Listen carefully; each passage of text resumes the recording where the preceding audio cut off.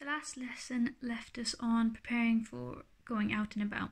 So what we're going to continue on here is survival tins. Now, when we're out and about in the hills, we don't go anywhere without our survival tins. And they come in very different sizes. So you can see you've got the big one there and you've got two smaller ones there. These are kind of like old smoker tins and old sweet boxes. So we're going to discuss what's in them and how versatile all the things are in them and what their different uses are.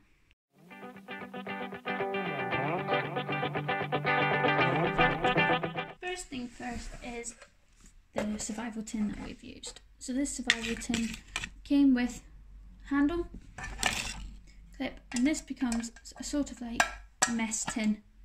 You can use it to cook over fires, and because of the material it is, it's reflective and can attract attention. You can use it to collect water, cook food, and also store things. So this is pretty handy, especially with the size that it is, and it's waterproof. Next thing is a foil blanket. Tiny, they're light to carry, but they're really, really useful. When we go into building shelters, I'll show you how to make a shelter with this, but the main use of this is it helps to keep you warm. You can wrap it around somebody who's injured, you can wrap it around yourself, and it helps you get warm. It also can be ripped up to help attract location, and later on I'll show you how to make a tinsel tree, and these are fantastic. Because of the reflective material, it attracts attention from up above.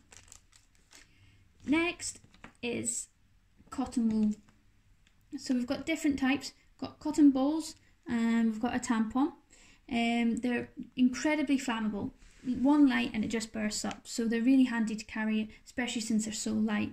Great thing is with tampons, they're so small and so light, you can also cut them up and then keep them. Because they're covered in plastic, they're waterproof and it helps protect them and make them last longer. So maybe you don't need the whole of it, you just cut a little bit up, put it in and start your fire up. They're also, you've seen, can help with wounds of different varieties, and that is why they're very useful. Following on from the cotton wool, we've got lip butter, or you can get a chapstick, whatever, and as you can see it's completely destroyed inside, and that's because we get a cotton ball and we just basically cover it up in it. And what this does is it helps get the cotton ball to last longer when lit. If we light up one without any form of Vaseline or chapstick on it, it doesn't last very long, and if you're in bad conditions you want a flame to last as long as possible until you've got a proper fire on the go. So this helps it last longer and you've got a higher chance of your fire catching light. Up next is condoms. These are non-lubricant and these can be used for water collection. They can catch up to roughly 2 litres of water. They also can be used for tinder and also medical wound dressing. So they're pretty handy to have and they're very light and easy to put into your survival tin. Continuing on with the medical side, I've got some plasters. I also carry a first aid kit that has antiseptic stuff in it as well as painkillers. So these just chucked in, really handy. Going on to attracting location, very similar to the thermal blanket, I've got reflective material. Now this, you can see, this is really thin. It just takes up no space and it's got a little layer, so once I need it I'll peel this back and it can be used on the ground. These can be used on the ground with a torch shining onto it and strobing on, or it can just be used by itself trying to catch attention. You've also got one of these, and they come into, they've got directions on the back. You reflect the sun onto your hand, or you can look up from the sun up to helicopter and attract attention. Pretty handy, could save your life.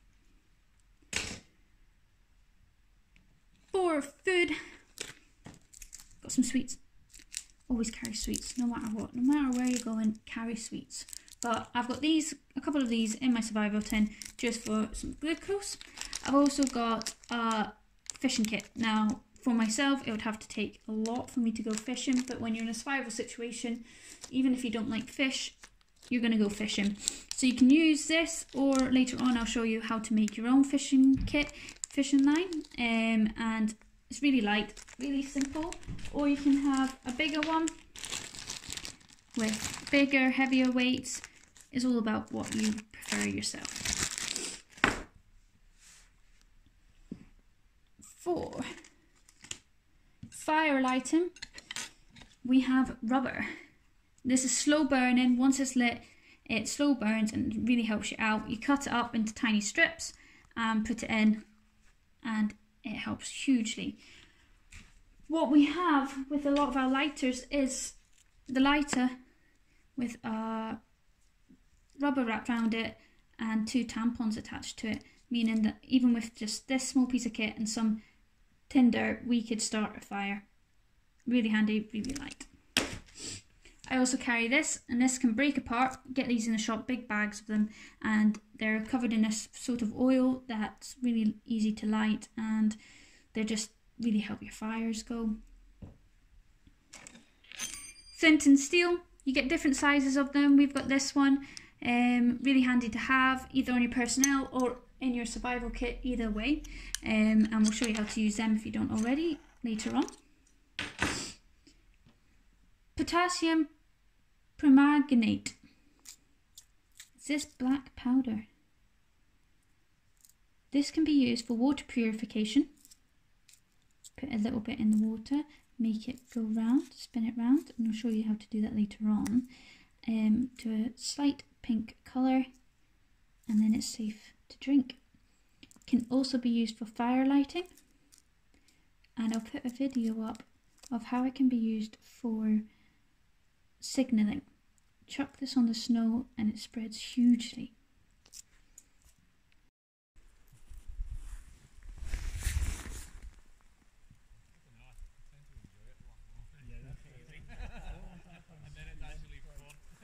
Up next we've got wire. Now this can be used to make snares. However, this would be in extreme cases, because in Scotland you have to have a qualification on snares, and there's a lot you have to do before you put a snare up. So this would be in life or death situation. Can also be used to build up your shelter, and can be used for medical purposes as well, helping tie things together. You've then got, we've all seen this, can be in ration packs, weatherproof, waterproof matches. It will really help, because if you're stuck in Scotland, most likely will be raining. We've then got some razor blades. These can be used for game prep, helping shelters get some tinder, and for medical purposes, cutting up dressings, etc, etc. Hopefully out and about you'll have some form of knife on you, whether this be a small one or a big one. It's always good to have a sharpening tool. We've got different ones here. This just fits into our survival tin, so if worst comes to worst, we can still sharpen our knives in a survival situation. We've got a wire saw. A lot lighter than bringing a normal saw. It will do the job to a certain extent. You extend them out and you can saw. Glow sticks to attract location. Torch to attract location. You've also now here got surgical tubing. This can be used for collecting water, getting water out of hard to reach places, and when we're on the coast, this is really useful in helping filter out and make water drinkable and safe to drink.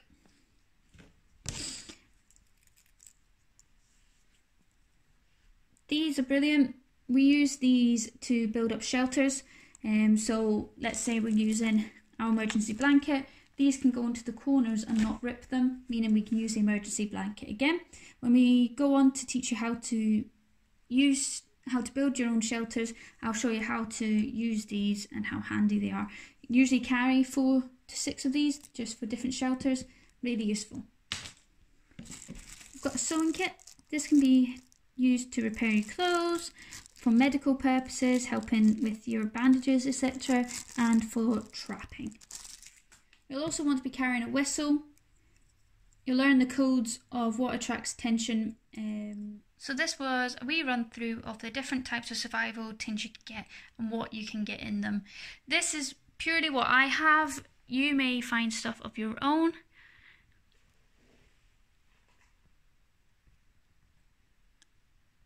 But it gave you a quick run through of what there is available and all the different uses of them and how much can fit into one small thing. My survival tin is different from my brother's and it's different from my dad's, so it's all about what works for you and how you can make things work. But if you remember, plan when you are making your survival tin, and always consider that, then you'll be sorted. A survival tin is your best friend. So go give it a try, and if you do, let me see them.